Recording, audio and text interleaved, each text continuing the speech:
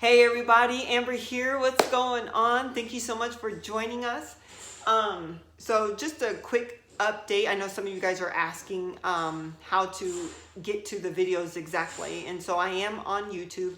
You can type in my name, but it is much easier if you go to my Instagram.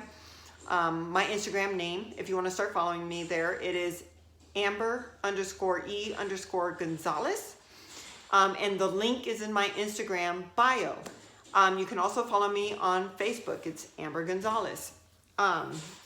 So last video I did, I talked about everything that was going wrong, right? How nothing was going right. And so today I want to kind of talk about finding the good. And so of everything that's, I gave you a little bit of a list last time. And so I'm going to go a little bit more into that just to prove a point. So, excuse me. So we have a flooding dishwasher. We have a fridge that constantly leaks on the inside. We are constantly still in this tiff with the bank, our new bank, that we can't seem to have access to our money in there. So we're still having to deal with that. My daughter and I, we cleaned a house for our landlord. And I think that was at the beginning of this month or maybe at the end of last month. Something like that. But we still haven't gotten paid. When you walk outside this door, there are crickets everywhere. Bugs everywhere. We have wolf spiders. And we just found out there are little baby rattlesnakes. So if there are baby rattlesnakes around, that means there are mother rattlesnakes around. So we're having to be careful about that. But there's crickets everywhere. They hop all around. There's like hundreds, thousands of them. And sometimes they hop on you. We have one car, can't go anywhere until my husband gets home. We have no furniture. You guys saw the last video. We don't have anything. We are living here in South Dakota and we're paying for storage in California. Do you know what a burden this is? I cannot wait to be rid of it. Winter is coming up. Winter is coming up. Let me tell you, winter here in where are we? South Dakota is no joke. I mean, all the stories that we've been hearing. Now, I've lived in the East Coast, so I know what it's like to live in the snow. I've never driven in the snow, but I do know what it's like to live in the snow. But my husband has not. He has no idea what to really expect except from all the stories he's hearing. And it's a concern because he drives these massive trucks. And so he's got to know and learn how to drive in the snow and operate these machines. And so winter gear, he needs winter gear for work. And we're concerned about how we are going to even afford winter gear for him. We have no benefits. We still don't have any benefits. So therefore my husband's looking for a job that can not only offer benefits, but that pays well. So we have a lot and the list goes on. I'm telling you, this is a list of things that we can sit here and focus. And yes, these are things to complain about, but let's not complain about the obvious, okay? It's so easy to focus on the wrong and the bad. But the way I see it, with everything that's going wrong, the way I see it, the Lord did us a favor. He did us a favor.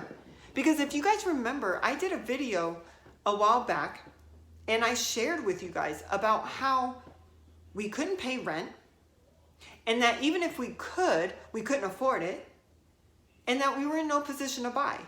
And we had to be out of the house that we were living at. So we didn't know how the Lord was going to come through and provide for that. So yes, the Lord did us a favor. I don't forget that because we could have been living in a tent, homeless somewhere, or living in hotels and just watching our money dwindle away. So instead of complaining, because believe me, like I said, I know about having things to complain about. Let me tell you, we are all living on air mattresses right now. My husband and I, we have been living on an air mattress for 4 years. Yes, 4 years we've been sleeping on an air mattress. And we actually bought a mattress and it was beautiful. It was so nice. No headboard, no box board, just the mattress. It was a start, you know. But we had to move in with my in-laws. And why did we have to move in with my in-laws? Because we had medical debt. So we had to move in with my in-laws. And so we put that beautiful mattress into storage. And while we were sleeping at our in-laws, we had an air mattress. Why did we have an air mattress? Because we had no bedroom. Because we were sleeping on their living room floor. And our youngest ones, at first, were sleeping on the couches until a room became available. But they were sleeping on couches. And so here we are. We still have air mattresses. And when it came time to move to South Dakota, we had to, when we moved our mattress out, because we had, at one point, we had taken it all from storage and moved it into a shed. I built a shed with my father-in-law and my husband, and we put the shed together, and we just moved everything out of storage and put it in there so we could save money. Well, when we moved here to South Dakota, we took that mattress out. I forgot to cover it with a mattress cover, and therefore it was eroded and disgusting, full of bugs. So that we had to trash it. We had to trash it. So what's funny about these air mattresses, though, is they squeak. Like, you hear that? It doesn't matter. Like, you get on the bed, you hear it. These walls are so thin, and everyone is sleeping on air mattresses, so you know when someone is moving and who is moving, because you can hear the air mattress and where it's coming from.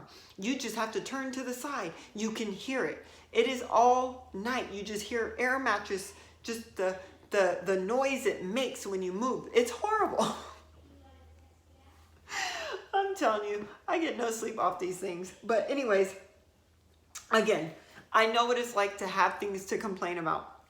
The list goes on. But I want to share with you the life of David that I was looking at, David in the Bible. And it comes from Psalm 18. But David was a shepherd. And as a shepherd, he was anointed king of future Israel. And since his anointing, he lived 20-something years as a fugitive, as a man who lost everything. You would think, I'm anointed. I just got anointed. I'm going straight to the palace. Absolutely not. It doesn't work that way. We got to go through some stuff first, because we got to be able to handle the position that we're about to be in, right? So he lost his safety. He lost his youth. He lost his family. He lost his career, his rights. He lost his connection with the covenant people of God. He lost his comforts. And at times, even his close relationship with God. Now, I just read a list and you could be like, yeah, that's bad. No. Hear me. Put yourself in David's shoes. Put yourself, he lost all of these. Maybe we've lost 1, 2, maybe 3, but have you ever lost so much at one time? Yeah. Put yourself in his shoes. Maybe you're in a position where you lost your protection. You lost your safety. You lost your home. You lost your shelter. You lost your family. You lost your career. Maybe you lost the comforts of just living under a roof, and now you're panicking like, am I going to be able to keep this roof over my head? I don't know where my next meal is coming from. I don't know how we're going to pay these bills. What's going to happen to the house? What's going to happen to me? What's going to happen to my family? Right? Yeah. It's heavy. It really is heavy.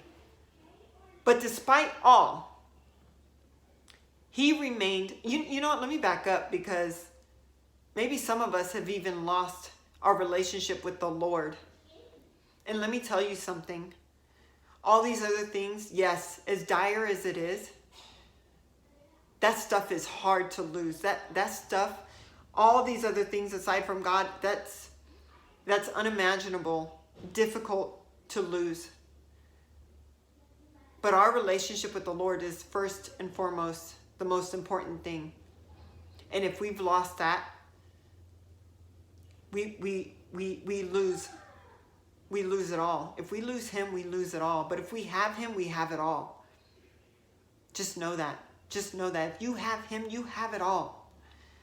But now going back, so despite all, David remained steadfast in the Lord. And God, in his timing, delivered to David his promise. So here's what I see in all of that. Here's what I see. Here's what I choose to see. What I choose to find is that the years of trouble had done something good and necessary in his life. And so I want to encourage you that you may have had years of trouble and you feel like you're in a never-ending cycle. The Lord is going to come through. Because sorrow only lasts for the night, but joy comes in the morning. At some point, joy kicks in because sorrow will not last forever. And just know that the years of trouble that you may have gone through, it is doing something good and necessary in your life. Now, I challenge you, stop complaining. Shut up. Shut up already. Let me tell you, in 2017, I was driving and I just kept complaining.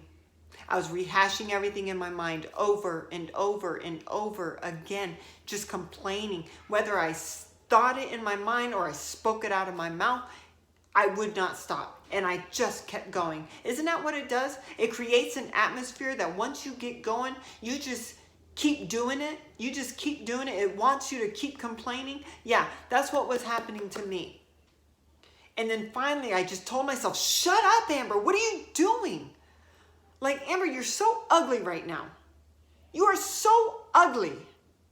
Like, just shut up. Stop talking. Right? And I was just so tired of it. It was exhausting. It really is exhausting because it just leaves you so depleted and defeated. And I said, you know what? I'm done. I am done with this. I said, God, now I'm one that I do not make commitments to the Lord unless I know for a fact that I'm going to fulfill it.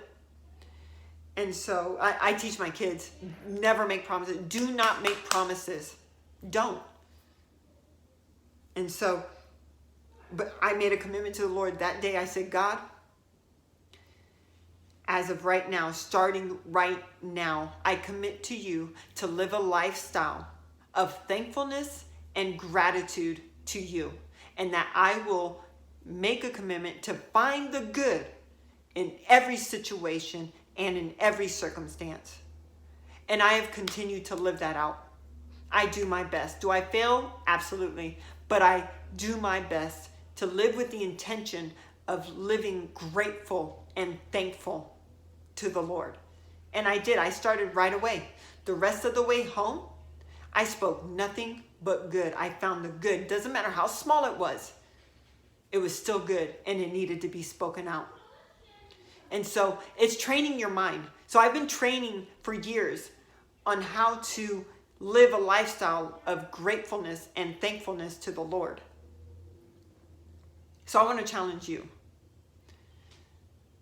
Do the same. Just start finding the good. Doesn't matter how little it is. Just start finding the good. You know, when I was writing this particular vlog out, I was actually being tested. I got upset with my husband. I got mad at him. And so all day, I was rehashing it in my mind. And I was either thinking it or speaking it out. I'm one that I will spew out the mouth. And I will just go. I will speak under my breath. That's horrible, you guys. Horrible. Don't do that. And so I was doing that. And every single time, I kid you not, every single time, and it was all day of it, I had to constantly stop myself in mid-thought and say, Lord, forgive me. I'm sorry. I will not speak against my husband. I will not speak this into the atmosphere. I will not. be one who is negative and complaining. And so all throughout the day, I kept having to do that. I want to read you something. 2 Peter 1, verse 5 through 11. It says, make every effort. Why does it say make every effort? Because it's so easy not to. It's so easy to find the wrong, to find the bad, and to just complain about it. So we have to make every effort to add to our faith goodness, knowledge, self-control, sorry, I lost myself, perseverance, godliness, mutual affection, and love. We have to make every effort. Now let me show you. I'm going to read the next scripture for you, because I'm about to show you what a lifestyle of making every effort looks like and what a lifestyle of not making the effort at all looks like. It says, for if you possess these qualities in increasing measure, they will keep you from being ineffective and unproductive. In other words, it will keep you from being barren and unfruitful. But whoever does not possess these qualities, whoever does not have them, is nearsighted and blind.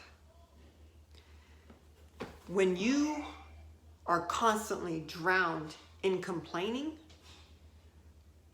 you're blind, you're nearsighted, and you don't realize that not only you, but you're in an atmosphere of other people that are complaining and finding the wrong and the bad, and that's all they do. So therefore you don't recognize that it's not healthy.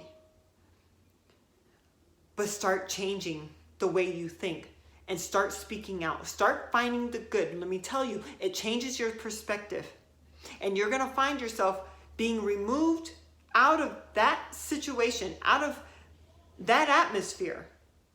And you're going to begin to see everybody else around you who's a complainer. And you're going to feel it like, ooh, I don't like that. Like, I know I used to be in that, but I'm out of it now and I don't want to get back in it, and I don't want to partake in that. I don't want to partake in what they're eating. And so you're going to feel that. You're going to feel that atmosphere shift in yourself. And that's a good thing. And that's okay. So guard yourself. But you won't know it until you are out of it. Then you can see it. That makes sense. So I just want to encourage you. Shut up. Stop complaining. Shut your mouth. It's ugly. It is ugly. And nobody wants to be around that negativity. So do what I did. Earlier this year, I even started a list of things that I was just writing down, that things that I am thankful for to the Lord. And I continue to add onto that list throughout the year. And so I just want to encourage you to do the same. Those two things. Find the good in every situation, in every circumstance, and make a list. Just start somewhere and start today, because there's no time like the present time. Take care.